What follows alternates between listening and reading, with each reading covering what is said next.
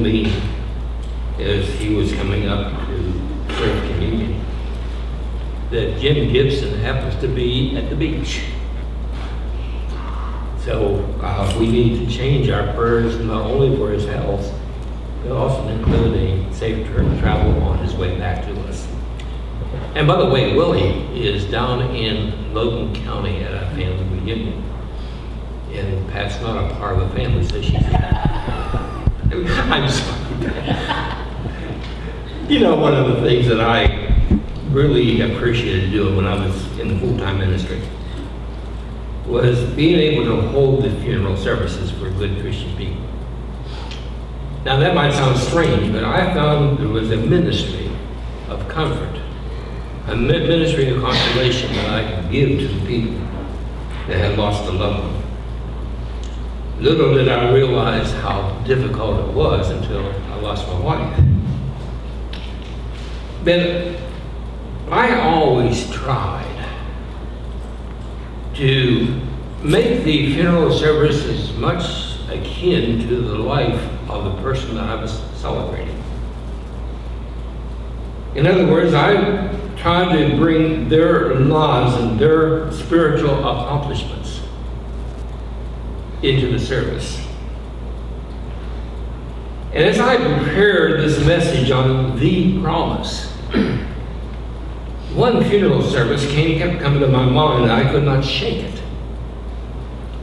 It was one of the strangest funeral services I ever had because the family went almost into hysteria, laughing at what I was trying to say.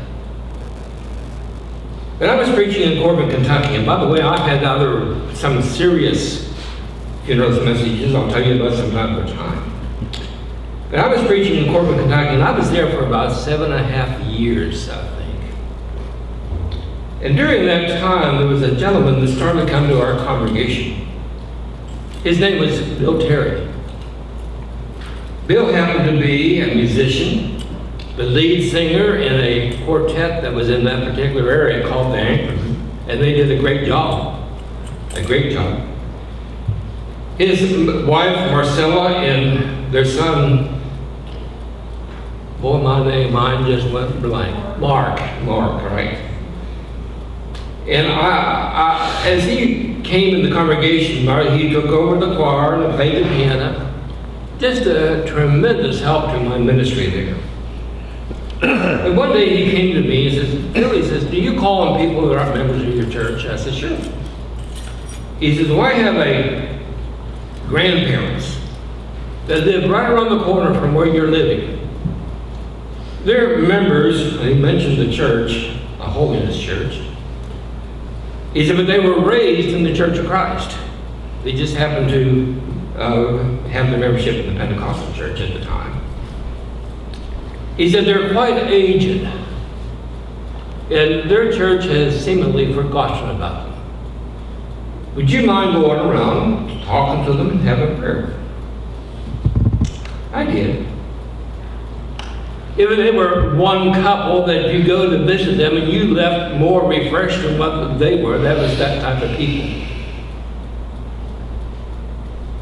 I cannot remember what his first name was, but Anna Martin's one I'm thinking about.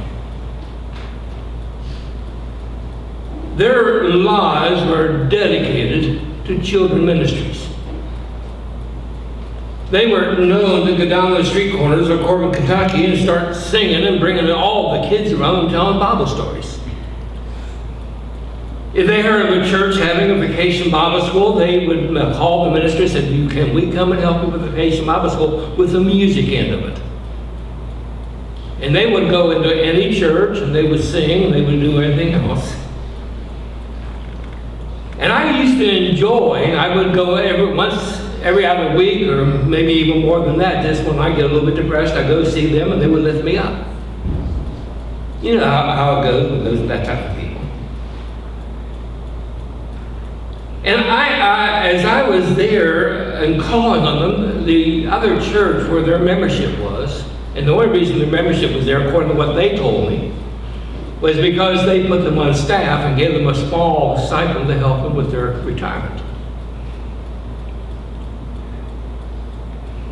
But I went every time I could, and eventually, Mr. Barton asked me, would you have my funeral when I die? And I said, I sure would. I'd be appreciated. And so he passed away shortly thereafter, and I had the funeral. And Anna Barton, she was one that she wasn't too good to look at. She experienced somebody that broke into her house and tried to rob her with her goods and crushed her head in with a pistol. And her head was shaped like that, where the pistol had come down and fractured her skull. But she was a sweetheart, a darling person. And she lived for several years, up into her late 90s, if my memory serves me right. Ended up in the nursing home, and I was one of the few people outside of the family that she would recognize when I would go call her. But she passed away. And I can remember the service, the funeral that I had with that particular woman. I got up and told the family, I said, this happened to be one of the hardest funeral messages I've ever had to prepare. And they were shocked because they knew she lived a wonderful life, a good life. And I said, I'm going to tell you why. I said, I sat down and started to list all the things that I knew that she had done for the glory of Christ. And I felt a mental nudge. And I heard her say in my mind, preacher, I didn't do as much for Christ as he did for me. Now the family knew that's exactly what Anna would have said. And they laughed. They laughed. So I started to list everything that she suffered in her lifetime, to try to emphasize the idea of what she suffered for the glory of Christ. Again, I felt that nudge in my mind, and the voice in my mind saying, now preacher, I didn't suffer as much for Christ as he suffered for me. The family was in hysterics because I knew exactly that's what she would have said. So finally, to make a long story short, I sat back and said, Anna, what do you want me to tell your family? And two thoughts came to my mind. Thought number one, she said, tell my family how beautiful heaven is. Then because some of her family were not Christian, she told them she wants to see them there. And that was my funeral message. Now the reason I told you this story about Anna Barton is that when she and her husband would go through various places, go to various churches, their theme song was every promise in the book is mine. And I want you to think just for a moment about the promises that God has made to us as Christians. And the wonderful things that he has promised to us. For the simple reason we as Christians are actually the most blessed people that walk the face of this earth. Because God's promises are true. God's promises are yea. And they are things that will benefit us no matter what we do, where we are, if we live the Christian life for Jesus. I'm going to take 2 weeks to talk about the promises of God. But this morning I'm talking about the promise. And that idea of a definite article talks about one specific promise that God has made for us. And to this I'd like to refer to the book of Hebrews. If you recall,